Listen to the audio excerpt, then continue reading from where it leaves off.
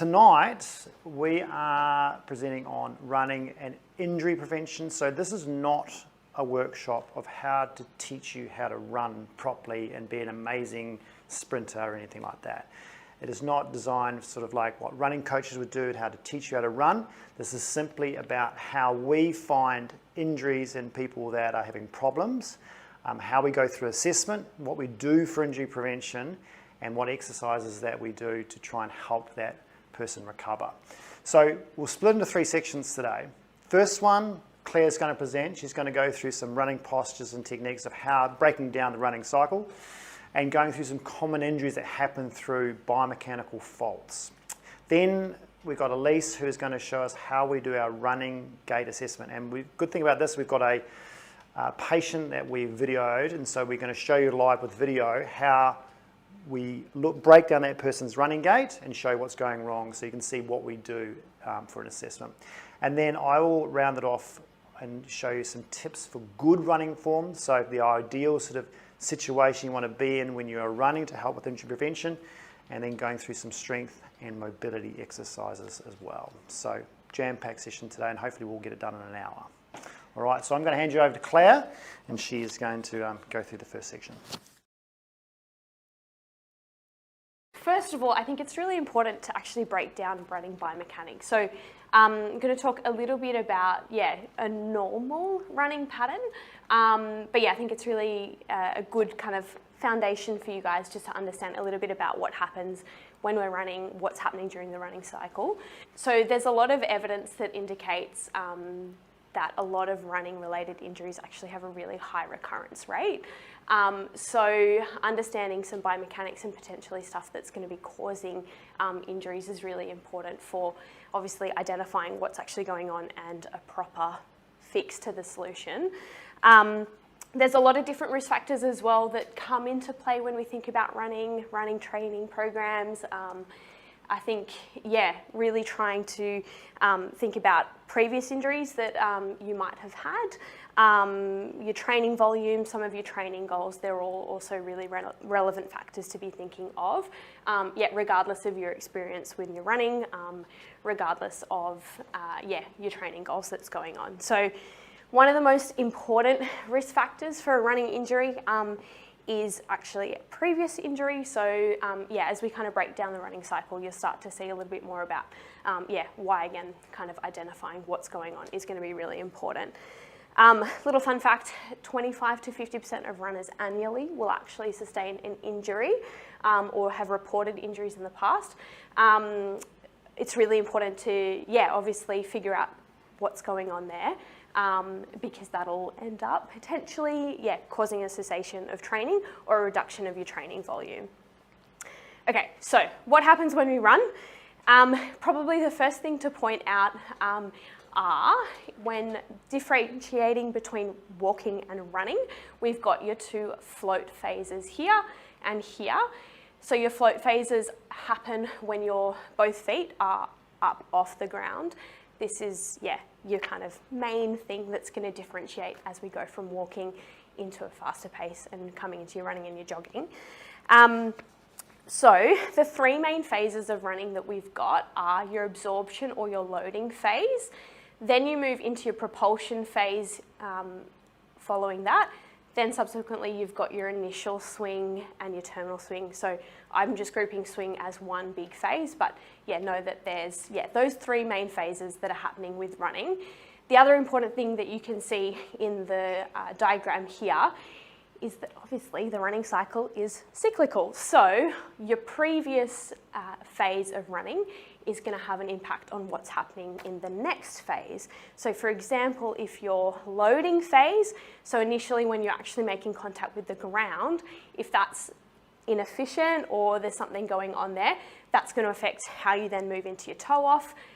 That's also then going to potentially roll over into issues with your swing phases. So really important just to understand that each section actually does have a bit of a flow-on effect, and that's really going to be helpful at kind of, just understanding the running cycle a little bit more. The idea is always, obviously, we're just trying to make your running more efficient, so trying not to lose energy through the cycle is going to be helpful again. Okay, so let's look a little bit further down at your loading and your absorption phase. So if we just follow the blue foot here, so your absorption or your phase begins with your foot making contact with the ground. This is a really, really important phase of your running. So often a lot of injuries will happen here. A lot of dysfunction within the running cycle begins here. That's because your ground reaction forces are really high at this point. So as your foot's making contact with the ground, that's where your body is absorbing force or not absorbing force, and can correlate to some really common running injuries. Obviously, if forces from the ground are not absorbed properly by the body, there's going to be potential for breakdown. Then you move into your propulsion phase. So here you've got the foot kind of moving from initial contact here to your mid stance and then into your toe off. The prep between kind of mid stance to toe off here is where you've got your peak ground reaction forces happening as well. So yeah, really important to pay a bit of attention to that part of your running gait. Okay, so let's talk a little bit more again about initial contact. So like I said before, obviously the way that we make impact with the ground is going to have a big effect coming up and down the chain. So with your initial contact, we've got different types of heel strike, forefoot strike and midfoot strike. So yeah, a few kind of different variations through here. Rear foot strike or heel strike, that's present in roughly about 80% of runners. There's a lot of information kind of emerging, talking in a lot of running blogs and a lot of evidence that's starting to say midfoot strike is the most optimal. You'll see midfoot strike happening in pretty proficient runners, so kind of more into your athletes. Forefoot strike, not as common, however, going to be pretty common in your sprinters. So think about Usain Bolt running 100 meters. He's probably never actually going to have heel contact with the ground. He's going to be primarily or only on his toes. So yeah, just helpful to understand there. Like none of these are, necessarily an issue. They just might be. And we'll talk a little bit more about that as we go further through. Okay, so here we're just breaking down your mid stance here a little bit further. So looking at the green leg now, your vertical ground reaction forces are here at your maximum. Then when you're moving again into your toe off, so your toe starts to point down to the ground, your hip and your knee are extending, so coming back behind the midline here. This is really important to then prepare you moving into your swing phase. So your swing phase, also known as your recovery phase, so it's where a lot of runners actually, kind of get a bit of rest because you're actually using a lot of the absorbed elastic recoil from your tendons and your muscles to kind of, float through into your running swing phase. Okay, cool. So it's all very technical. I think it's just helpful just to have a little bit of a brief understanding of exactly what's happening through the running cycle. This leads us into our common running injuries. So like I said, a lot of runners will experience injury at some point in their running career. The majority of running injuries that we see are most commonly overuse injuries, so injuries that are sustained over time. Most commonly you'll see injured sites being your knee, your foot, your ankle. You can also have injuries happening at your lower back, your pelvis, your hip. So yeah, just a few commonly injured sites that we'll see typically here in the clinic. A lot of these sorts of injuries as well will have really high recurrence rates, so something that I touched on again a little bit earlier. Important to identify again what's actually causing these injuries, what's the root cause. You're not trying to apply kind of a band-aid fix to a lot of these types of injuries. You're actually wanting to identify what's going on, why is it happening, so that we can prevent them from reoccurring. So again, multiple factors that might come into play with some of these sorts of injuries. But yeah, lower limb kinematics or your running gait, your running cycle, definitely some really clear links in the evidence in terms of poor running form, potentially causing some of these injuries. So yeah, just to list a few here, for example, patellofemoral pain, so pain around the kneecap, ITB syndrome, commonly pain around the outside of your knee, your shin splints or your medial tibial stress syndrome, Achilles tendinopathies, plantar fasciitis, stress fractures, and other various kind of muscle strains. Hopefully some common terms there, but hopefully won't become common for you. So understanding injury, we actually want to think about what are some of the really early warning signs that you guys might find benefit from tuning into a little bit. So these are just, a really kind of brief snapshot of some things to kind of help you avoid ending up here. So your really common overuse injuries, they often start quite similarly. So like I said before, again, thinking back to your running gait and your running pattern, there might be some sort of biomechanical flaw happening, but yeah, they often present quite similarly. Obviously, pain or swelling anywhere generally around the lower limb is probably where you'll commonly see pain or swelling. Not necessary though. Definitely a big kind of warning sign if you're getting any of those issues. Pay attention to it. Waking up stiff and sore in the morning. So this is a really big thing that'll happen with a lot of running injuries. So first kind of 30 to 60 minutes of the day, starting to kind of just step out of bed, maybe the bottom of your foot or the heel of your foot is a little bit sore, a little bit tender, you're getting a bit of stiffness or some soreness around your Achilles tendons. Stuff like that are really important thing to pay attention to because that can obviously be the start of plantar fasciitis or Achilles tendinopathies. Unexplained localized tightness or unexplained localized pain anywhere. This is something that I just want to highlight. It's not DOMS. So DOMS, also your delayed onset muscle soreness, is a normal thing, a normal part of training. DOMS is usually a really good sign to say that your tissues are adapting to loads and they're learning to kind of overcome that. However, DOMS should really only be lasting 1 to 2 days. So if your DOMS, you go for a big run, you're sore the next day, but you continue to be sore for 3 or 4 days afterwards, something then again there to pay attention to. Tendinopathies, so these all commonly present very much with pain happening at the start of your run. So some of you might have experienced this, for example, starting off a run with a little bit of heel pain, but then you're like, no, actually, I think I can push through this. This is warming up.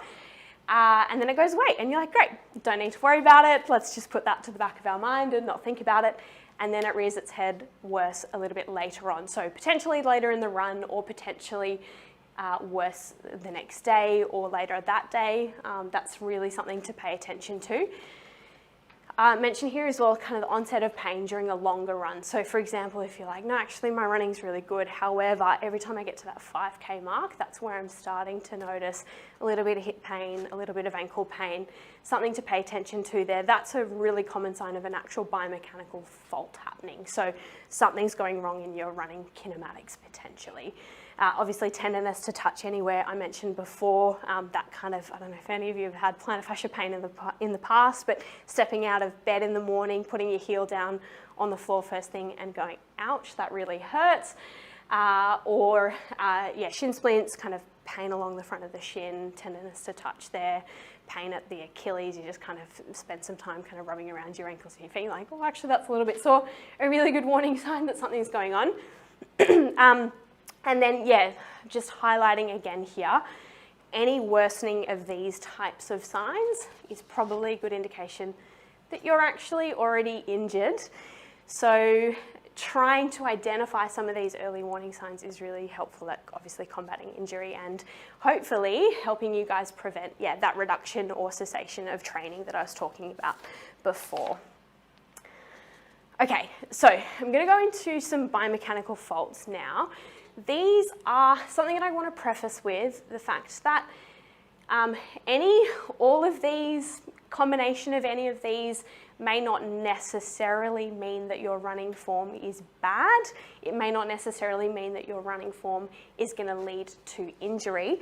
However, the ones that I'm about to talk about are found to be quite commonly and proven in the evidence to say that these are all biomechanical flaws that are happening in injured runners. So there's no kind of magic recipe like Tim mentioned before about your running. However, yeah, good just to kind of put a lot of these things into the bigger picture. So yeah, we're really not looking at these things in isolation. However, if you are kind of reporting potentially some signs of injury, this is where looking at your biomechanical faults in your running is really important.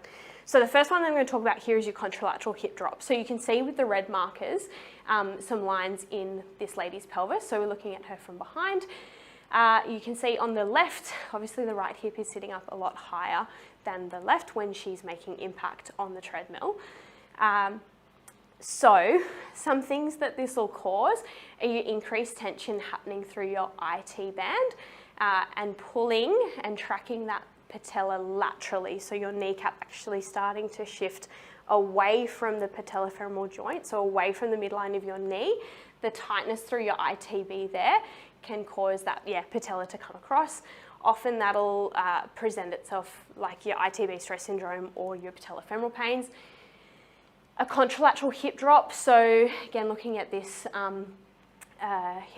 hip drop on the runner on the left, you have a shift of your ground reaction forces. So like I was talking about before, when you're making impact with the ground and your hip is experiencing that sort of dropping, you're going to get a lot more loading happening through the shin, a lot more loading happening down through the foot, and particularly around the Achilles. So that's something that is proven to be linked to things like shin splints, Achilles tendinopathies. So yeah, important to understand that how hip drop is really going to affect particularly that phase of your initial stance or initial contact when you're running.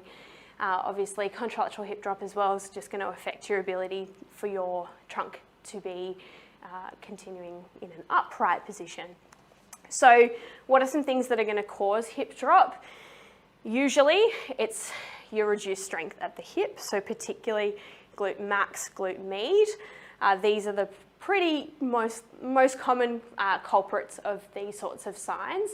So, and again, your delayed onset of glute med, so outer hip, and your glute max, big puppies at the back, is shown in patellofemoral pain, Achilles tendinopathies. So yeah, obviously some weakness or delayed kind of endurance in those muscle tissues are really, really important to address. Okay, so moving into an increased amount of knee extension and ankle dorsiflexion on land. So again, injured runners, again, this might be completely normal. As physios, we assess people in the community a lot. Don't know if you're aware of that, hot tip. We're always watching how people move. There's a lady who runs from Bondi Junction here all the way down on concrete, all the way down Oxford Street to Centennial Park, and she has a very lopsided running gait. She continues to run every day. She has pretty good pace. However, looking at her, my physio mind jumps to panic. Here's my card, what's going on? However, she continues to run. She seems pretty efficient with her running. Who knows? So yeah, I think it's just making that point to say, again, can't look at these issues in isolation. Some of these things really might be normal for anyone. But yeah, again, some of these things really do correlate in the literature to actual injury and breakdown. So yeah, just coming back to your increased amount of knee extension.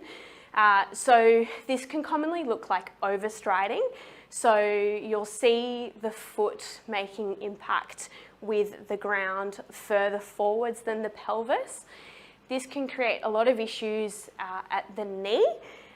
So with the knee extended and the ankle dorsiflexion, you can see this red line here. So the position of how your foot is contacting with the ground.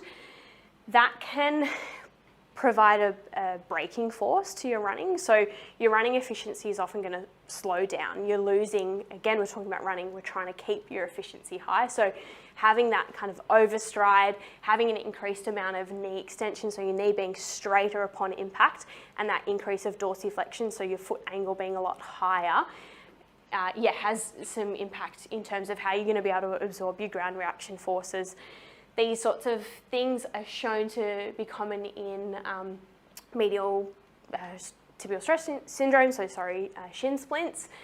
Again, with these sorts of patterns, you're going to end up with some patella tilting and lateral displacement happening around the kneecap again. So there's just a lot more force happening through the knee, and you can kind of predict that by looking at the picture and having a look at these red markers. Really does show kind of, just how you might think the body is able to actually absorb the forces back through the foot, ankle, knee, coming up the chain. Again, so some foot strike patterning might be something at play with runners that show these sorts of running patterns. Your heel foot strikers or your rear foot strikers are coincidentally the only ones that are actually going to show this flaw. So midfoot or your forefoot runners this isn't actually going to be an issue for them. So again, just something interesting to think about in terms of your foot strike and your foot patterning. Again, what's going to cause this? So potentially some excessive arching through your lower back. So that often happens when runners are trying to kind of reach. They end up putting too much stress through their lower back. And again, your weak glutes and your core strength deficits are potentially also going to have an issue with your these sorts of mechanics. Okay, moving on to your tibial angle at your foot strike. So your tibia being your shin. So the extended tibia or a tibia kind of much further in front of the center of mass in the body is going to have issues. So particularly issues with impact. So if you have a look at image A, you can see this line is not sitting vertical. The points of contact, I don't know how good your eyes are, but there's some lateral markers on this runner, which are used in video analysis oftentimes to kind of identify your anatomical landmarks. So you can see impacts happening, the ankles in front of the knee. So you can just see how, and start to think again, how that might actually affect how you're able to absorb forces through the lower limb. Your vertical shin, so B, or your flexed shin are going to show for much better and more even distribution of the forces through the lower limb. So again, your body's just going to be able to make contact with the ground and dissipate those forces much better through your body. Another issue that's really common is overstriding. So again, you can see these markers on image B. The vertical line that we're looking at is, again, we're looking from toes up towards the hip. So from the ankle here, you can see the vertical line sits much further forwards than the pelvis, whereas in A, you've got a nice kind of stacking here between the ankle and the hip. You can see again in this image here, that can look like increased ankle dorsiflexion. And again, you're obviously getting the landing and impact happening much further forwards from the body's center of mass. So again, another common issue that we do see with a lot of running flaws. One of the final ones that I'm going to mention is forwards trunk lean, or particularly excessive forwards trunk lean. So generally we want a reasonably upright posture when we run. So you can see that demonstrated in the lady in figure A. So there's actually a small amount of forwards lean happening. So roughly about 5 to 10 degrees is acceptable. However, in your figure B, you can see this gentleman, his head is much further forwards, his shoulders are much further forwards. That's going to, affect potentially his running efficiency and potentially lead to injury. Commonly, your forwards trunk leaning will happen due to an inability to control that kind of upright trunk position. So often looking at weakness in the paraspinals, weakness around your core, or weakness around your glutes. Cool. So they're just some of the common biomechanical flaws that we do see with runners that are injured. Again, take them all with a grain of salt. We've got to look at the big picture here.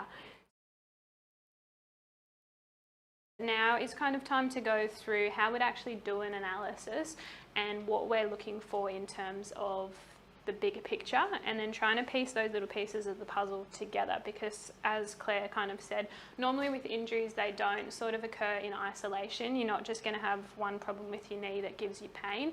It's looking through the whole chain that gives us a little bit more information about where we need to address to keep these injuries from happening. So the way we do this is through our running assessment. So specifically today, we're going to talk a little bit more about our treadmill approach and what we're in particular looking for on the treadmill. But before that, it's obviously important to get a bit more of a history about what's going on with our injured runners. We're not just going to get someone in here and then chuck them straight on the treadmill and get them to just run at a random pace, because odds are that's not actually going to reproduce their symptoms, and it's probably not going to be too helpful for us. So in our running assessment, we start with a subjective. The subjective is going to give us lots of information about the injury history, looking at whether there is a previous history of a similar sort of pain or swelling or any of those kind of symptoms that Claire was talking about, and whether this has been kind of reoccurring over time. Load is really important for runners as well. Lots of people, especially in lockdown, decided that they might want to become a runner because all the gyms were closed, and we got lots and lots of running injuries as a result, because you can't really just go out and not have done a run for 10 years and then decide we're going to run 3 times a week and we're going to run 20 Ks. Because you will end up here, and that's not where you want to be. It also gives us some good information about footwear as well. Same sort of problem in lockdown. People decided that their runners from 2 years ago probably have really good shock absorption still. They don't. And that contributes to your injuries as well. And then we like to check in, lots of people these days have their fitness devices as well. So we're not just going to pop you up on the treadmill and run at a pace that might be good for me, because that's not reproducing what you might be doing around Centennial Park on the weekends. So we want to be able to reproduce with our treadmill assessment the pace that people are running at. We want to also be able to reproduce their cadence as well. So cadence is how many steps they're taking per minute. And then we also want to be making sure with our treadmill analysis too that if you get symptoms coming up at maybe like the 5K mark, that is different to if we were only going to get you to start running 1 kilometre. You're probably not going to get symptoms in our assessment, and odds are the things that start to happen in your gait at the 5K mark are a little bit different to what's happening around the 1 kilometre mark.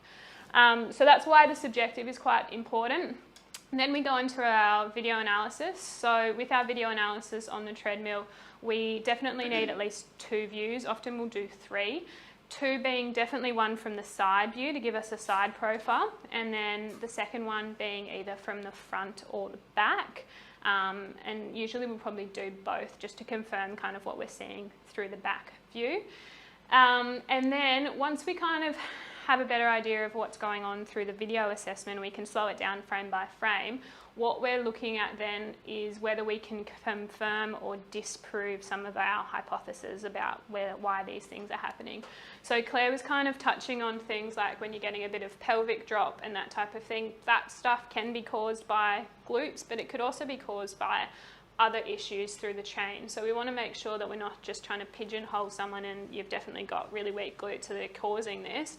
We want to make sure we're actually finding the cause so that in future this is definitely not going to keep on happening. And then sometimes, if indicated, we might end up doing more of a force plate analysis, and that just refers to a little plate that we use sometimes if we're worried about a person's foot posture and whether we think that's also contributing to their gait. We can have a closer look about where they're really producing most of the force in their walking. It's a little bit harder with the running, but it shows us some general trends about where the person is likely to weight there and if we need to make some corrections with some orthotics. So now what we're going to do is we're going to dive into how we actually break down a running assessment. So firstly, like I was saying, we're talking about 2 different views. We're going to go through the side view first and what we're looking for in particular from a bottoms up approach. So we're going nose all the way up to toes, and then we're going to have a look as well looking at what's happening from the behind. So if we're looking at our image here, we're going to flick to some videos and a case study in a second to actually see what happens. But just the general things that kind of Claire has already touched on a little bit. We're looking at foot strike pattern, so what she was talking about in terms of just identifying to start with whether this person is a heel striker, whether they are a midfoot striker, or whether they are a toe runner as well. And on what Claire was saying about different speeds of running, Usain Bolt's going to run on his toes. So it's important that we know what speed you're actually running at, because if you're running at maybe 6 minute 30 kilometres, then odds are that you're probably not actually going to be generating enough speed to actually get on your toes. So it's important to know these things in the subjective. Foot inclination angle we've also touched on briefly, so that's just referring to how the angle is sitting, so the belt of the treadmill and then the sole of the foot, which in this picture is quite flat. We're then looking at the tibial angle, not very good with this pointer, the tibial angle at loading response, so we're looking, tibia is your shin bone, so right from the middle of the knee down to the midpoint of the ankle. We are then looking at your knee flexion during stance phase. So what we ultimately want to see during the stance phase is we want to see that your knee can absorb the load. So when you strike your heel, there needs to be a change in your angle from heel strike until in the middle of the gait cycle, where your knee should actually bend, and that's showing capacity that your quads and your knee can actually absorb the force through your gait cycle, and it's not instead being dissipated somewhere else. We then move up to your hip, so we're looking at essentially the back leg at toe off. So right before we're coming into toe off stage, we want to see what angle your hip is going at, and that will change at different speeds as well. And that's that whole elastic recoil. If you're running at faster speeds, we generally do expect a bit more of a hip extension angle too. Then we've got trunk lean, so just referring to the position of the upper body in relation to the hips and the pelvis. We've spoken a little bit about overstriding in previous strides as well, so we won't touch on that too much more. And then we're going to talk about the vertical displacement as well. So those kind of really bouncy runners that you might see, that their energy is actually just going up instead of forwards. So in relation to that, what we're looking for is we're taking a position around the pelvis and we're measuring what the lowest point is in that pelvis compared to how high they are during their float stage, to see if they're kind of actually just going up and down too much, as opposed to if we can direct their energy a little bit more concentrated in a forward way. So that's what we're looking for in terms of the side view. And then we're going to head to the rear view. So rear view equally is important. We kind of want to piece all of these puzzles together. From a nose to toes, actually we're going to do toes to nose. So toes to nose approach again, starting at the bottom, we're looking at the base of support. So ideally we don't want any leg crossing. Some people you will see, you can kind of visualize them from the side and they look like a perfect runner, which you're kind of going to see in a couple of next sides. But when you actually look at them from the back, they're starting to cross over their legs, which is not ideal. So we kind of want our feet landing underneath our hips when we're running, generally speaking. Heel eversion, that kind of refers more to, people have probably heard multiple times people talking about flat foot sort of positioning, and that's kind of more of a technical term for it. We're looking at the angle from, say, that top of the shoe there to the bottom of the shoe, and whether that's a nice vertical, showing our heel is quite nice and upright, or whether for someone who's a little bit more flat-footed, it'll be rolling in upon contact. We also have the foot progression angle, so whether we kind of run with our heel and toe facing forward, or whether we might have a heel toe in, toe out sort of position. Heel whipping, which will be a little bit more evident in the videos coming, we'll jump back to that. Knee window, pretty self-explanatory. What we want to see is a small gap between the knees as we kind of move through our gait cycle. There should be a small gap. We don't want to see anyone who has no gap, which you can see only in this rear view mirror. And then we've got pelvic drop as well, which Claire's touched on a little bit, and you can see in this image here, it's another example of pelvic drop. So the final view, which we will sometimes use, is our front view. And that's just kind of going to confirm or disprove some of the things we're thinking about as well in terms of what could be possibly going on. One of those things is our knee angle, and looking at whether our knee is sitting underneath our hip during the mid-stance phase, or whether we're getting a little bit of rolling in of our knee, and then just confirming our base of support as well. So the following slides are going to be a bit of an example of how we will do that with a real person, and we will not ask everyone to take their shirts off. You can do it with it on, but this just gives us a bit more clarity about what's going on at different landmarks. So we're going to start the video in a second. Basically what I want you to have a look at in the video is kind of starting your approach from the nose, toes to nose, bottoms up sort of approach. Start looking at the heel strike, start looking at what's happening at the knee, start looking at what's happening at the hip. We've obviously got a couple of green ticks here. So from the side on Liam here, he looks like he's a pretty okay runner. It's going to slow down in a little second, and we can see that he is in fact a nice mid-foot sort of striker. He's definitely not a heel striker, he's more of a mid-foot striker. His foot's nice and flat with contact. This image also shows that he's also got quite an ideal tibia angle. So the shin angle is really nice and vertical if we're looking from his knee down to his ankle. We move up towards the knee, and what we're looking at on this left side of the knee as it comes through is what happens to his knee angle. So from here, we want to see a definite change in this knee to show that he's actually absorbing force as it keeps on moving through, which is good. So big ticks, big green ticks from all around there. And then we're moving up and we're looking at his hip extension. So as it circles back around, we'll watch the real time again. And then as it circles back around, you'll see that on that left side and the right side, he's got pretty good hip extension happening. He's got nice hip extension. It's going to be propelling him forward. What you can also see in this view as we track up a little bit further though, is that he has a little bit of extra trunk lean. So his chest position is a little bit further forward than we kind of would want. He's not exactly upright. So that's one thing if we're being quite picky. And we are going to be picky about it, because as we flick to the next stage, he kind of looks like in this video, in this side video, that he's pretty efficient at running, and he kind of looks like he'd have no problems. But as we flick to the next sort of slide, we are going to find a couple of different issues. Is that the video again? Yeah. There we go. Okay, so looking at the rear view mirror, rear view video, he has a lot more red marks coming through than he does green.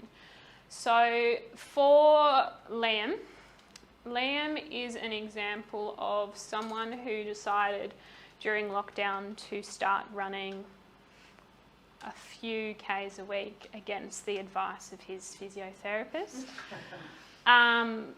Liam started running, so he has been a runner most of his life, but when he stopped running and started again, he just thought that he could continue running at the same volume as he was as about an 18-year-old. So he was running in a fairly short time, he was running about 60 Ks a week, which is a lot. He didn't have new shoes, he didn't have anything like that, and he started to get a couple of different symptoms. So one of them, interestingly, was some back pain that he suffers from occasionally. The other interesting thing for him was that he was found to have really, really tight pelvic floor, so an overactive pelvic floor, so problems with his core. If we continue to have a look at the video here, we're going to see a couple of reasons why he was starting to get those symptoms. So same sort of approach again, we're looking at the bottoms up approach. So bottoms up, first up we're looking at his base of support. Straight away what we can see with his left side and his right side, they're both doing it, but more so on his left side, he's actually got a bit of a scissoring gait. So he's not fantastic at actually landing his feet underneath his hips, which is a bit more pronounced on the right side. And when we flick to the front view as well, it will be a little bit more pronounced again. Liam is definitely an example as well of that heel E version. It's not as obvious on that point, but you can kind of see as the flat frame moves through, as he starts to absorb the force, he gets a little bit of an inward sort of rotation at the heel. He has a heel whip on the left side, not on the right side, so we're starting to see a bit of asymmetry between the left side and the right side. Then we move up a little bit further and we're heading up to the pelvis. What we can see through the pelvis is that he has a definite pelvic drop on both sides. So if we look at his bony landmark, so we're looking at the two kind of dimply areas that you can sometimes see in people without their shirts on. And you can also see it with the line of his shorts, that you've definitely got, you haven't got a horizontal line, you've got a bit of a curve. So he's not really controlling that side to side movement through his glutes at all. Then we look up a little bit higher. We're looking, we didn't mention this before, but it's of particular importance for someone like Liam. He has a crazy amount of rotation going on through his lower back. Coincidentally, yes, he has back pain, but you can see how much he's actually moving through his lower back. And then if we scan up a little bit higher, what we actually notice is more asymmetry between the left side and the right side in terms of his shoulders.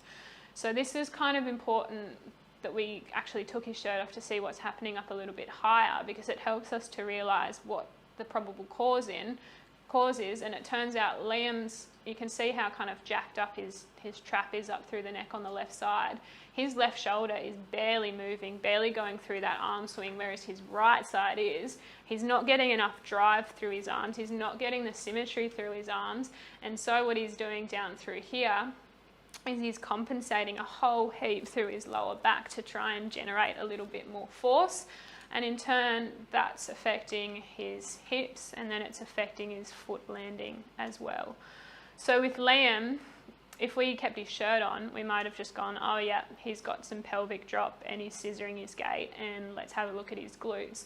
We wouldn't have actually found what's going on up a little bit higher, and the fact that, hey, he's actually got an old shoulder injury that's currently still affecting his gait. He's got weak core and his pelvic floor is overactive and not actually being very helpful, and it's just making his whole gait cycle fairly inefficient, essentially. Any questions about this so far? It's all okay.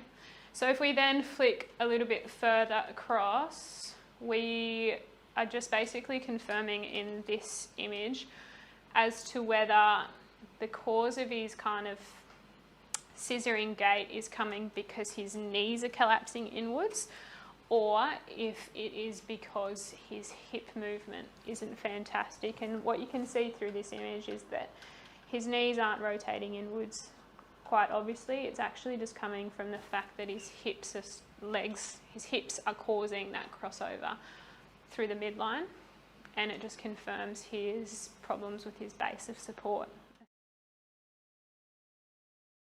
What I'm going to talk about is sort of good running form that we want to get people hopefully getting to. Obviously, with good running form, it doesn't necessarily mean that it needs to be the most perfect running form. We're just trying to give you some examples of what you should be aiming for as a runner to try and be on the other side of injury prevention when you're running. It doesn't necessarily mean you're not going to get injured, but it's more likely that you will stay less injured if you adopt a better running form. And this running form is based on evidence, but also there's a lot of coaches and a lot of non-peer review stuff out there that is giving you a lot of advice based on runners who are very efficient and don't get injured. And then obviously the evidence is following that, and hopefully we'll get a lot more evidence over time to back up these good running forms.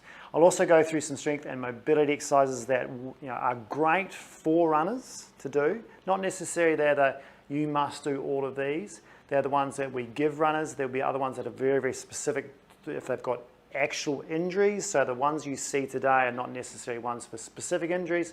They're just generally good in nature that you may look at adopting to try and improve strength and mobility issues that you may have. So let's look at running form, and we'll break this down. What we're trying to aim for is an upright type posture. It doesn't mean, like the girl said, absolutely vertical, okay? It is dependent on usually how fast you are running. So if someone is running very slow, we don't want them being forward. That's going to be very efficient. So they need to maybe be a little bit more upright if they're running slow. The faster you run, you'll probably find that there will be a forward lean with that based on their gait and how long their stride is and how high their knee comes. So some people, like here, Olympic athletes will be completely upright. You may see other Olympic athletes that are actually forward. And like I said, it's a varying angle. It doesn't necessarily mean an Olympic athlete that is running forward like that is wrong. We just want to make sure that you are trying to maintain an upright as you can, so you're not well forward. Because let's face it, when I say upright for you, you'll probably still be a little bit forward because you are travelling forward. So 5 to 10 degrees is about the ideal. You just got to think tall when you're trying to run. You also might want to look at if you're getting you're getting running injuries or you're overstriding, you want to try and shorten that stride length up a little bit. There's a lot of people out there at the moment that are saying that an increased cadence and a shorter stride leads to more efficiency when they run. Now, if the body's a little bit more efficient, you're less likely to probably compensate and break down, so that makes sense. But the shorter stride length, there's no sort of like absolutes of how long you need to be depending on how tall you are. Many people, like Usain Bolt, has an extremely long stride, and that's maybe why he's winning. So there are pros and cons for it. What you can do, and when I went running the other day, is there was someone ran past me with this tick, tick, tick, tick, tick, tick, tick, and of course they ran past me because they were way faster and they were increasing their cadence and they had a shorter stride length and they were much better. And I was wondering, what is that? And it was a metronome app. Okay, so it was coming from, I don't know whether it was coming from his iPhone, I think it was coming from iPhone or his phone, and it was loud and it was giving him that absolute pace that he needs to be hitting. So he was obviously setting that to a certain stride length and a certain pace that he was trying to achieve to get that efficiency. Whether he was running efficient or not, I wasn't watching, but I was just hearing this tick, tick, tick. So some people use that to try and improve what they're doing with their stride length. Obviously, with a shorter stride length, you're going to more likely land a midfoot. So people who are trying to adopt a midfoot strike rather than a heel strike because they may be getting some loading problems from heel strike and they're trying to adopt this midfoot strike, they will usually have to shorten their stride length and increase their cadence to get that foot beneath the body. Okay, so is midfoot strike ideal? The jury's still out on that one. Okay, obviously there's literature coming through that is helping us with that. If you look at marathon runners who win Olympics, they are obviously not landing really on their heel and doing lots of braking response. Okay, part of that is because they will get more. Those people doing that many kilometers will get more loading response, and they probably more likely get more injured at that point. But the speed that they are running will make them probably more midfoot. Okay, they are not sprinting like a 100-meter runner who will always be on their toes, but they are certainly not running like you and me at 5 to 6 minute K pace. Okay, these guys are doing 42 Ks in 2 hours. That's 21 Ks an hour. Now, when's the last time you ran 21 Ks an hour on a treadmill? And they're doing it for 2 hours. Right? So it's extremely fast. And if you matched up with one of these people and tried to run, their pace would be faster than your sprint pace. Right? So the midfoot for them, yes, it's ideal for efficiency because they've got to do a marathon. We've got to wait for a little bit more literature on is that the most proficient for injury prevention. Okay? And a lot of the emerging stuff is saying that it is. And hopefully down the track we'll get some more information about that. So when we talk about midfoot strike, it is the foot landing beneath the body. So you've got to think that point there, okay? Not midfoot here, okay? You won't be able to reach out and land midfoot. You're going to be landing heel. So midfoot is actually landing beneath the body. And you saw that on Liam. When his foot came down, it was beneath him, okay? The left one was a little bit forward than the right, but that's because he had left side versus right side problems, right? And so, like I said, it's more important at the faster paces, and if you go to a forefoot strike though, so meaning on your toes, that is more likely to have more Achilles, more calf load. It doesn't mean you're going to get injured, but it will mean more calf load at that point. But of course, when people are running forefoot, they're usually running shorter distances, so there's not as much time for that load to build up. It only may become a problem if someone is doing long distance running on forefoot. And there's, like the person who's running down Centennial Park, I watch them and they're running on their toes. Okay, well one side is and one side isn't. It's a little bit odd. But also, there's been marathon runners who have won marathons running on their toes. Okay, and that may be because they've done that their entire life and they're conditioned to that. So it's not necessarily just because someone's winning a race doing that, it means the whole population can do that. It needs to come from a bit more research about is that ideal or not. But from a biomechanical point of view, the midfoot looks to be the better option than a heel strike or a forefoot strike, because that rear foot has got the potential for impact stress. So when you're running, what you've got to try and think about is also the use of active arms. Sometimes we've got to take a little bit of a leaf out of the people who do it the best, okay? Go, what do they do? Clearly that's not too bad, even if the research doesn't say too much about whether your arm efficiency is good or not. Clearly it works for them. But obviously you don't want to be doing this when you are jogging. You don't need to be doing this when you're jogging. It needs to be a dialed down effect. So it's all relative to how fast you are running, okay? Obviously when people are shuffling, they've got no use of their arms, and obviously the speed comes up, they've got to do a little bit more. You've just got to try and think about being active with your arms is going to help you with injury prevention. Now the reason for that is it uses what we call cross slings and spinal stability. So when, and there's some information out there about this came from Caesar, but we'll talk about that later. From when you run, if I use my left arm to pull down, I'm using my lat, okay, at the back here. So I'm using this muscle here. That's connected through my lumbar fascia, through my back, and it's connected to my glute. So when I push off with my right side, I'm pulling with my left. So those two muscles at the back connect together. Now that's going to give me like a band sling the back of my back, which is going to help me with stability, okay? So it's like a big, so almost like a rod that way. And then when I do it the other way, it's a rod that way. So they're like a diagonal sling. It's like someone taping you up at the back when you're running, okay?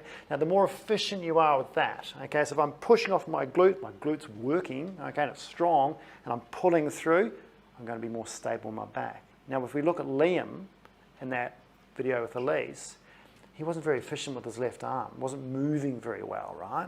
And so he was then getting back pain on that left-hand side and it was rotating quite a bit. He didn't have that nice cross-sling stability. He was having problems with his core, forward trunk lean, his hips were all over the shop, so he was just lacking all this control. And sometimes it can come down, you can do all the core work under the sun, but if you don't address, say, his shoulder and how it moves, he's never going to have that power to come through from that left-hand side. So that's the stuff you've got to start thinking about, not just how do I run with my legs, what are you doing with the upper body? And then also, when I am swinging my arms, am I rotating too much? Okay, so when am I running? And this is, you're going to come away from tonight and going, looking at people when you run and go, oh my God, look at that person, they're swinging their trunks too much. And so hopefully it'll help you trying to be a little more stable. Again, this trunk swinging is probably an indication that you're not controlled enough through here. Okay, you're not strong or neuromuscularly controlled through your section to keep it rock solid. And again, you know, the literature says, yes, you need to probably avoid trunk rotation, but if you look at an Olympic runner, especially with a 100-meter run, and they have those beautiful cameras that can slow things down, you'll see that this section, if you watch him in slow-mo, his arms and legs are going massive ranges, right? And his abdominals and trunk and head is just a rock-solid pillar. They just don't move. Up, down, forward, back, left, right. It is stable as. And that's learned over time, neuromuscular strength, okay, lots of core training, lots of weights, things like that. But they're training themselves when they run to maintain an upright posture, to reduce trunk rotation, to be more active in the arms. So all the force comes from here in legs, not rotating through their body. Because the force generated by big muscles here and big muscles here is huge on the spine. You know, if I pull, if I'm not strong enough, it's just going to wrench my spine around. So as strong as you are in the arms, you need to be equally as strong in your trunk and in your lower back. All right. So what we work on is for people who are struggling with trunk rotation is core stability training and these anti-rotation exercises, which I'll show you in a moment. So last one, in the hips. Again, we touched on this about what position ideally you want the hips want to be in. So these are the things that this is going to get hard. You can't just go for a run and think about, oh, I must maintain my hip up and try and keep my hip up. This comes from, you know, this is what we need to aim for. You can't go out and just think about this and do it. Okay, you need to be doing strengthening work if you've got problems with it. And over time, that will become a more natural movement and you won't have to think about it like an automatic function, okay? Because I'm pretty sure Usain Bolt does not have to think about his hips when he's running 100 meters in 9.6 seconds, right? So we've also got to think about increased hip flexion. So are you running with minimal knee up And obviously the faster you go, the more the knee is going to come up. So if you're sprinting, it's going to be here. If you're jogging, it's probably going to be here. Now, a lot of people, it's probably not high enough. They're probably not getting their knee up enough. Maybe they're lacking a little bit of strength here, okay? And so they're not getting up here. Therefore, to get their foot on the ground, they extend their leg. So we need to be getting them up so when they come down, it's beneath their foot. And a lot of sprinters and athletes who are doing athletics and running events are doing a lot of these drills where they will do A skips and things like this to try and teach their brain to lift their knee and put it down underneath their foot. It's part of their warm-up drills. We also need to make sure that they're getting adequate hip extension. So are they getting enough movement that way? Okay, so are they pushing through well enough?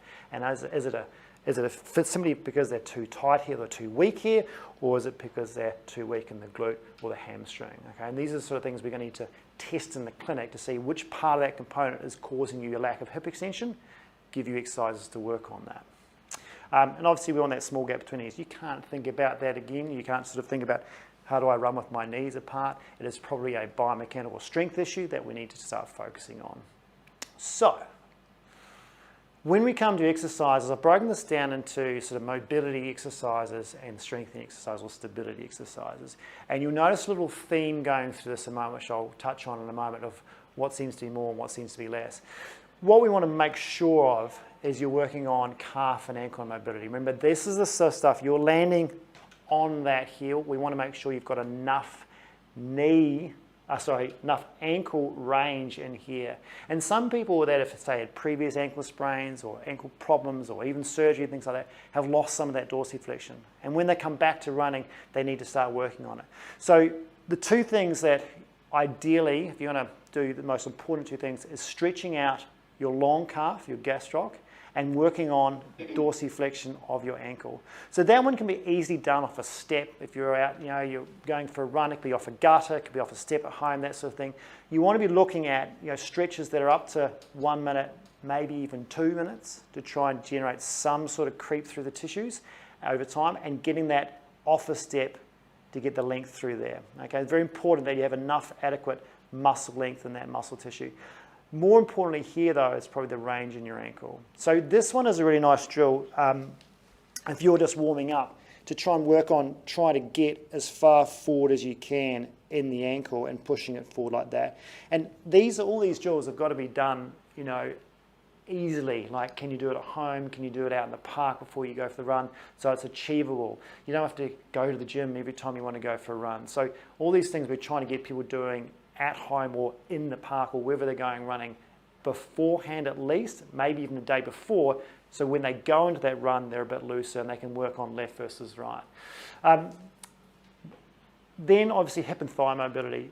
The sort of world's greatest stretch, this one here, is going to tackle a lot of things for a runner around their hips. So with this stretch here, you're going to tackle some hip flexors, you're going to tackle some groin, you're also going to tackle some hamstrings, and you're going to tackle the actual hip joint range. So this one, not that you do one exercise the rest of your life, but if you're going to choose one and you had only 5 minutes to do an stretch before you went out for a run, this is probably going to be the number one I would go for. I want you to do all of them if you can, but this one here is super important. With this one, and you'll notice when you do this yourself, when you go into this position here, you're aiming for trying to weight bear through your hands and relax your tissues. Now, some people, they'll get to here, they go, oh, I can't go any further, all right? But as you get better at this, you'll learn how to relax in this position. With this, you're going to get, obviously, the groin and adductors on this side. If you go further, you're going to get a little bit of hamstring, you're going to get a lot of hip flexion range in the joint here, and hip flexor range here. Okay, so there's a lot of stuff going on. And it'll feel like you're sort of getting split in half a little bit. But if you look at that position, I'm in my running phase. Okay, so I need this range. This is my swing phase, when I push off and go through. It's exactly the same position. So it makes sense to get stuck into this sort of position here to help you with adequate hip extension, to help you with hip flexion range movement so you can actually get your knee up. Okay, especially if you're doing sprinting. And again, look at the dorsiflexion here. So you're actually working on this exercise in here as well. And if you've got tight hip flexors, it addresses that. So it's a fantastic one for runners, this one. Moving on to glutes and external range here. We want to make sure that not just your glutes are stretched out, okay, and not too tight. A lot of people are sitting down too much these days. They don't have enough range to external rotation. This is a really nice one to do on your sofa, okay, on a couch, on a sofa, on a bed, something like that.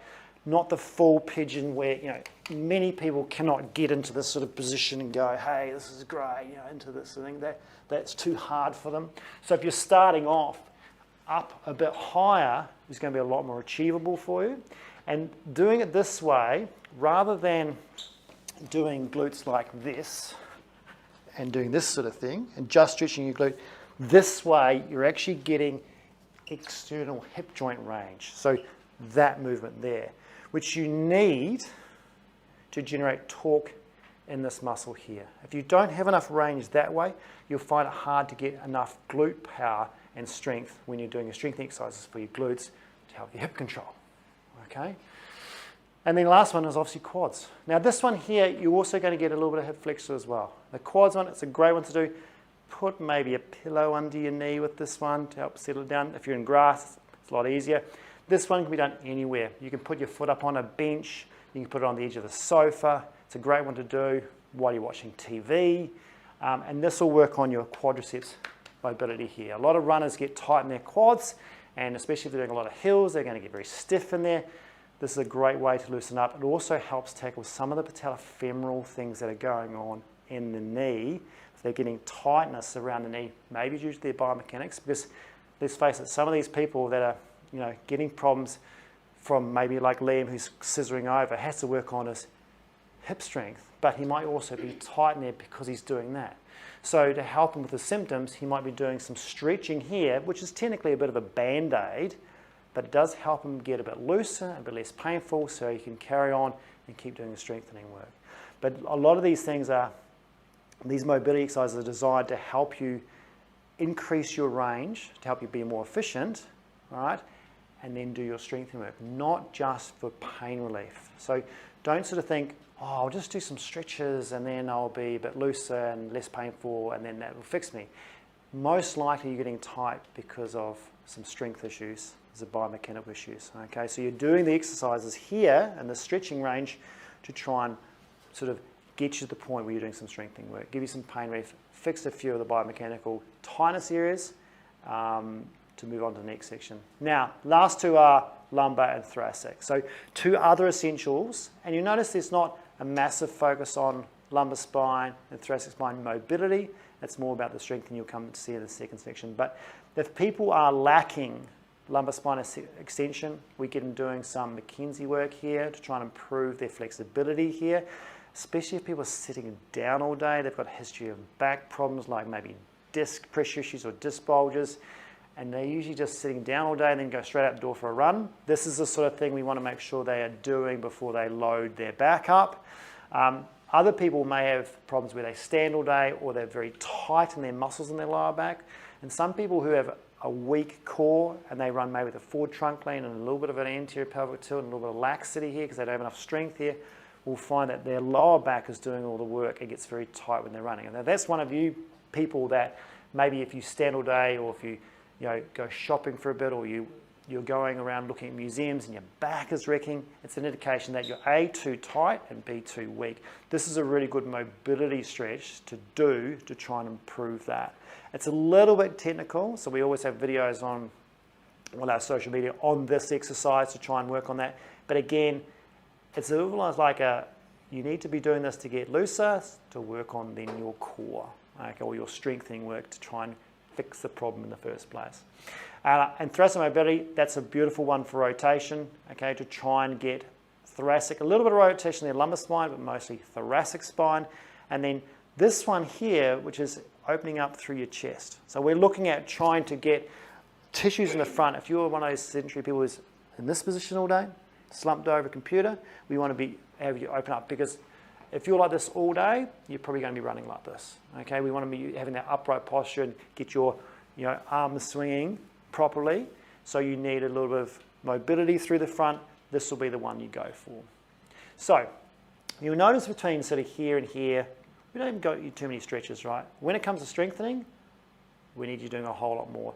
The focus is a lot of the time when you were dealing with people who are runners and trying to work on their injury prevention or fixing things that are going wrong, it is the strengthening side of things and the spinal stability and the hip stability over the mobility. A lot of people go for the mobility because it's sort of easier to do and it really tackles the pain and it quickly solves things, but that's all it does, quickly solves things, okay?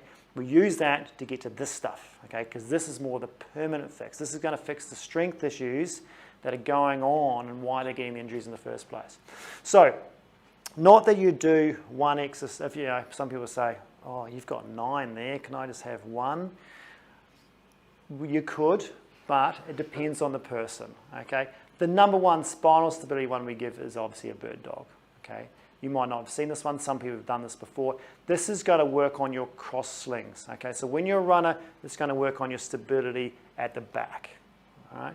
Obviously, it's not as much abdominal strengthening here, so if you've got someone who's got a massive abdominal strengthening weakness, you wouldn't choose this as much. You might be going for something like this or going into something like planks. It depends on the problem. Have they got a spinal stability issue where they need to work on cross slings, or is it just generally they've just got an anterior tilt, they're super stable, they don't move, they're just in this position all the time, they've got really weak abdominals. Maybe it's this one, okay?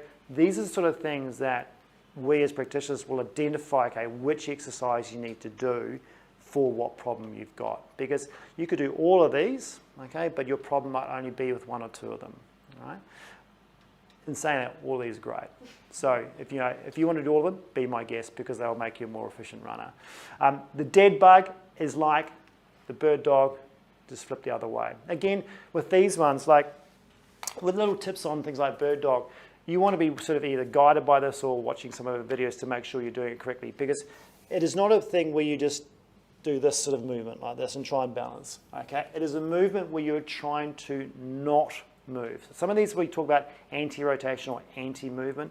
For this sort of thing, I'm trying to not move my core when I move my arm and the leg. When you think about, if you can visualize Usain Bolt when you're doing a bird dog, think about when you break him down, he does not move in his trunk or his head. Okay, so when he moves his arms and legs, he's not going to be wobbling all over the shop. So your job is, with these exercises, is to not wobble. Okay, it's to try and be as stable as possible. Now, sometimes people have problems with it and they need to work on their abdominal strength first. They might have to work on other things and different exercises from this that really break it down. So if we give someone an exercise like this and they're having real problems with it, we need to maybe pull that out and go, we need to give you something that's a little bit easier and not so difficult, so you can actually get that movement right. Maybe it's their doming in their core and they need to work on their pelvic floor a little bit more, their transverse abdominis is a bit weak, and so they don't compensate when they do these exercises. This one here is a Pallof press. So again, anti-rotation. This is where you are kneeling, make sure I'm in the right position, with a band going perpendicular to the body. So the band is trying to pull me here. Now we talked about trunk rotation, trying to be strong in my trunk and stop it, rotating as much. So this is an anti-rotation exercise. It's teaching the body to be still. When there's an external force pulling me one way, I'm trying to resist that. Okay. So as your hands come in with the band, it's easy, and as you push out, it gets harder and harder and harder because the lever's longer. Because that lever is trying to pull me that way. So I'll be working on muscles on one side more than the other to keep me stable, to stop me rotating. So when I go for my run, I'm not going to swing around as much. Okay, I'm going to be more stable through that. So these sort of top 3 are awesome anti-rotation type oblique slings exercises. The endurance one comes in with the front plank and your side plank. Okay, so the front plank is working on more anterior musculature through the abdominals to help you with maybe some pelvic tilt, that sort of thing, and endurance when you're running. The side plank one is going to work a little more, obviously, on the side, but it works on obliques and what your muscle at the back called your QL, which is a massive stabilizer through your lumbar spine. So someone like Liam will be doing a lot of this stuff here and a lot of this stuff here. We'll be instantly going for these two with him. But when we get him doing them, if he can't do them, we're going to have to break them down. We've got a whole lot of other exercises in our library that we can break them down. Okay, you need to be doing level 1, not level 3 of this, to get him up to speed. And then he returns to something like this to make sure we focus on the most important things for his running. Then you move to things like clams. Okay, you've probably done clams before. This is to get your external rotation power through your hip, which helps you with your hip stability. Along with all these clams and exercises, a lot of it is about telling your brain what to do. You see people just doing these like this, and they're probably not doing much, because I can do hip abduction with my bum not doing anything. Okay, so you may find, don't just copy a movement. You've got to make sure you're doing the movement correctly. And so with these sort of things, we instruct people to go, okay, you've got to push through your heels, you've got to have your abdominals switched on, you want to not move your pelvis, and then you squeeze your buttocks to bring it up, and then it's on. Okay, and a lot of that stuff is brain to muscle work, and it is frustrating, and some of these things that, you know, they're really boring to do, and these exercises, you know, are not very compliant for some people. But once you get them going and you see the results of those sort of exercises, and you get the hip stability, and then you stop getting pain as much, then they're more likely to be done more often. Moving on from your hip external rotation is your hip abduction. So this is one of our favorites in the clinic that we give clients. This one is working on our glute med in a running stance. So it's very specific for people who are playing sport, running, weight bearing, that sort of thing, who need hip stability or hip control, namely weakness in their glute med. So with this movement here, if they have got a ball or anything against the wall, it doesn't have to be a Swiss ball. We like using a Swiss ball because it's, you know, really spongy, really sort of push against stuff. This movement here, if I'm pushing my knee into something like that, my opposite side is then counteracting that. So if I sit in a running gait, okay, with my knee bent, hip over my foot, okay, so not my foot forward, so my foot directly beneath my hip, little bit of bend in the knee, tibia angle forward, sitting in my hip here, and then pushing outwards that way, that lights me up in my glute med here, and a little bit of my glute max and external rotation. And so we'd start people off on isometric. Can you at least just hold that movement there and stay there, and then make that burn out? And then can you move through that movement? Okay, can you go through from the sort of stance phase of what Claire was talking about, and can you get that movement going and still maintain that strengthening through there? So that's a really nice one we use for runners. And then obviously for hip extension on one leg, we then start going to like a single leg glute hip thrust, okay, to try and get the power of hip extension, which is going to be that movement through there, lying down, obviously, and it also works on their pelvic stability. So when they are pushing through, they're also thinking about what are they doing at their hips. So if I go down into this position and I'm going to push through here, I want to make sure I'm not dropped. Okay, so there's a lot of things to think about when we're doing these exercises. And then this sort of thing here, which is your hip flexion with a loaded band. So this is working on strengthening your hip flexors up in a running position. So the band is behind me, and I'm working on trying to get into that movement, teaching my brain when I lift my leg up, my opposite arm's up, and if I've got some band load there, I'm going to get some strengthening work here. So a lot of these exercises target muscle groups, but we're also trying to target them to what the runner is doing on the day or on the field, if you like. So we're trying to get it very, very specific to that movement. So you can see there's a lot there, okay? And that's just a few things, okay? Some people who are injured will be doing different things on different days, depending on how many problems they've got going on. Then we move to hips. Now you can see move the knee and calf.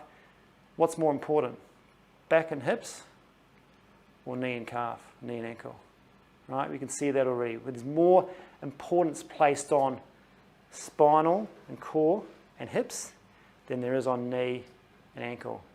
The injuries are happening at the knees and the ankles, mostly, but the causes are up here, and that's what we try and focus on. So knee control, we want to work on some step downs, some single deadlifts, and some physio lunges. The step down is working on trying to get, can you single leg squat without your knee rolling inwards, okay? Training the brain under no load because it's their body weight, training the brain to try and keep that knee in line, in control, and stop rolling in if they are rolling in. It's a very good exercise. Same sort of thing, but this is working on hamstring bias, so working on, can they work on hamstring work, standing on one leg, okay?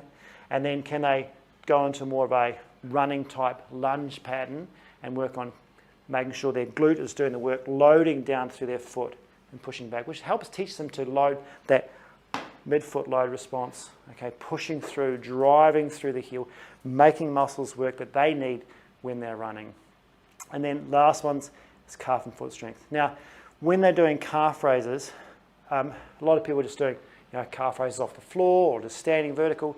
Obviously, we want to try and have them going forward a little bit, so that little bit of angle forward to teach them when they do a calf raise, they're on that 5 to 10 degrees angle forward from the ankle, not from the hips, it's from the ankle. So if we teach them to do a calf raise in that position, like the push-off position, okay, it's more relative to what they're doing when they run. The soleus is obviously one that's, well, not obviously, but also obviously for us, but for you guys, this is one that's forgotten quite a bit. Okay, it's a bent knee calf raise. So it's working on muscles that, or muscle, I should say, that is not part of the knee joint. Okay, so your gastroc here, we keep a straight knee because the gastrocs hook up into the femur. This one here, the muscle only goes sort of to about here. So we have a bent knee with this one. So your knee is bent when you do a calf raise, and it stays bent, and that will bias the strengthening lower down in the calf. And obviously arch lifts. Now arch lifts are probably like neck exercises, where they're the most non-compliant exercise in the world and people hate doing them. This is trying to get, this is Fran's lovely foot here, this is trying to get improvements in strength and brain control to the muscles of the foot. Because many people don't think about it, and as we get older, or if we've already started off with pretty flat feet, as we get older they're going to get probably even flatter. That can be losing the strength here as we get older over time, and too much load can be the cause of why you're getting plantar fascia problems in that foot, or tibialis posterior inflammation or tendinopathies in that ankle, or shin splints in that shin because of that foot collapsing down. So we work on trying to get arch height in these exercises, which are very specific and have to be sort of taught by a physio, which is not scrunching the foot, but it's actually about bringing the metatarsal head closer to the heel. Tricky stuff, but we can go through that later on. So that is your strengthening exercises. Like I said, a lot of focus on this area, but that's what we want to focus on with a lot of our injured athletes. Would you do your mobility exercises before or after your strength training? Probably before. If you're dealing with something that is tight, like, because if you can do some strengthening work and loosen yourself up, you're probably going to be able to do the strengthening work a little bit more efficient, a bit better. Okay, and if you've got a little bit of pain from the tightness, if you can dissipate that before you do the strengthening work, you're probably going to access muscles that are either, if they're not working because of pain, you'll be able to access them a little bit better. We try and get that done first off, but definitely don't sacrifice your time by doing mobility over strength. If your time window is poor and you're going, I'm going out for a run in half an hour, if your stretches take half an hour, I would probably swap that around and do your strengthening work to get that done first, then come home and do your mobility and maybe stretch out what has become tight from the run.